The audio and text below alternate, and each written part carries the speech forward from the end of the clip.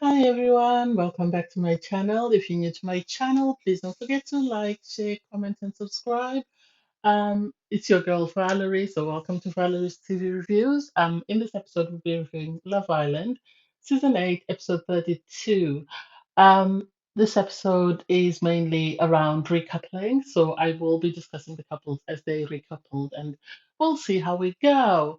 Um, I have to say I am ecstatic for Jay and Danica because when the girls went to Casa Amor, they were in the worst place in the sense that they were coupled, but they were coupled with someone they were not romantically involved in.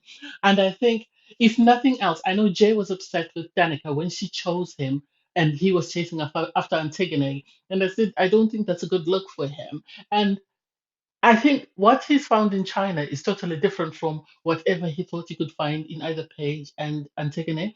So I'm so happy because you could tell from the time they started chatting that they had a connection, and they were. You could see that. I think he stopped looking at everybody else and just focused on Antigone. So it was a given that they were going to pick each other, and I'm so happy that they did. And hopefully they continue on that path. I can actually see a future for them if they continue to put in the work. He was happy.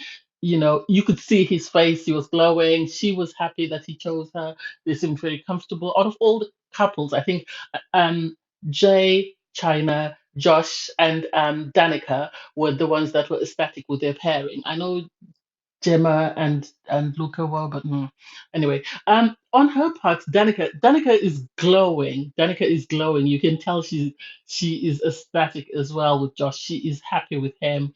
He seems happy with her. They seem to have had a connection. I know I was concerned in the second day after the boys arrived at Casamore, that I was worried that we didn't get to see much of Josh and Danica, and the conversation would seem as awkward.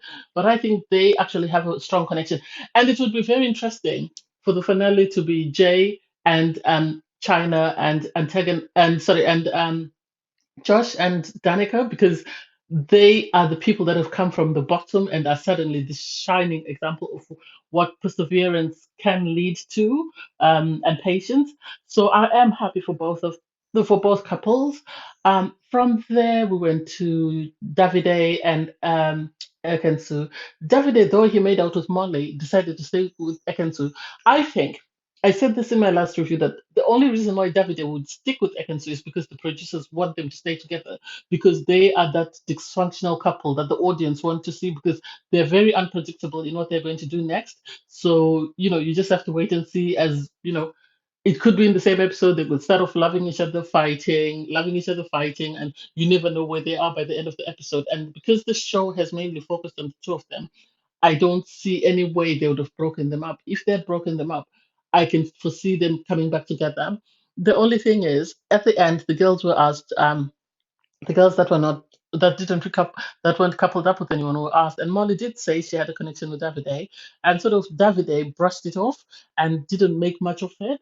And I was a bit taken aback by the way Ekans was upset, given the fact that she and George did whatever they did under the duvet. Only the two of them know, because Ekansu quickly rushed to sort of shut George down. I think the producers didn't want it out, so we didn't get to see exactly or hear exactly what happened.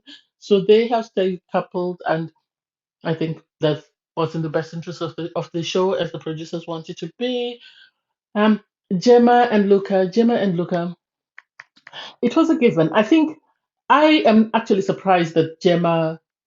I think the producers have their couples that they're after, that they know that the bookies are going to want, and this is why they have gone with those couples. Because Gemma and Luca, for me, I think I've said this a couple of times. Luca's playing the long game. Luca is playing the long game. Luca is looking at what happens after the show ends. If he Either he wins the show and he gets the money, or the endorsement deals he's going to get after the show, and the opportunities he will get as someone who's dated a celebrity kid. Gemma, on her part, I don't think Gemma's after anything serious. I don't think so, because she opened up a lot more to Jack Ronan Keating's son than we've seen her do with Luca. When she was at Casamo, she was more relaxed, she was more conversational, she was actually dancing. Whereas with Luke, she's always brushing off his hands, she's always slapping him out of the way. So I don't get their connection. I don't know. I don't know. I don't get it. And then um, Dami made a mistake by even spending time with Summer. There's no way he could have resisted Summer. No way. There's no way. And I think he knew that he was in trouble the minute he connected with her, and he knew that there was no turning back. So I obviously knew that he was going to say yes to her. I knew he was going to say yes to her because he couldn't stop himself. With Amber, he stopped himself, but with with Summer, he couldn't stop himself. He couldn't his connection with her was so strong that there was nothing he could do. Whereas with Amber, he was putting in the effort, even though there was no connection. Whereas I think his connection with Summer is way stronger than with his connection with India. So I hope, if nothing else, he stays loyal to her. She's a very pretty girl. They seem to get along. And I can actually see their connection better than I saw his connection with India. I know it's an unpopular opinion, but I think I didn't understand Demi's connection with India. I thought it was more a relationship of convenience. So I think that is that. I just wish them the best. India, on her part, came back with Deji. I said Deji had charmed India. The fact that he was a Londoner like her, the fact that he was able to get her to open up and they were able to have conversations and enjoy each other's company, it was a given.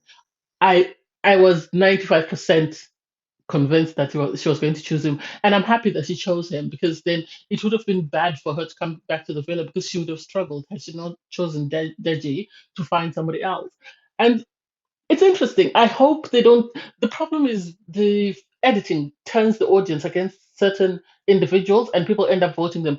I would love for Demi to stay in the villa. I would love for Demi and Summer to stay. My concern is if they open it up to the audience, people are going to vote Demi off, which is really sad. I hope they stay. Deji and India, they look amazing. They look amazing. And she looks happy. And I like their conversation, the way they sort of Demi and India went sort of back and forth, and it wasn't they weren't aggressive with it, and it was sort of short and sweet, but to the point in the sense that those conversations where you sort of just say a couple of words and that's it. So I like the fact that India came. She looked amazing. She looked happy. Deji on his part was respectful. He was just there supporting India. He didn't get himself involved in the conversations. So I can see their connection and I can understand why they got along. And I think both pairings are way better than what they were, than the person they were paired with before. I think India is better off with Deji, and I think Summer is better off with Demi. So I wish them all the best. Um, from there, we go on to Andrew. Andrew, I think Andrew chose Coco out of convenience just because he wanted someone that he knew would make Tasha upset.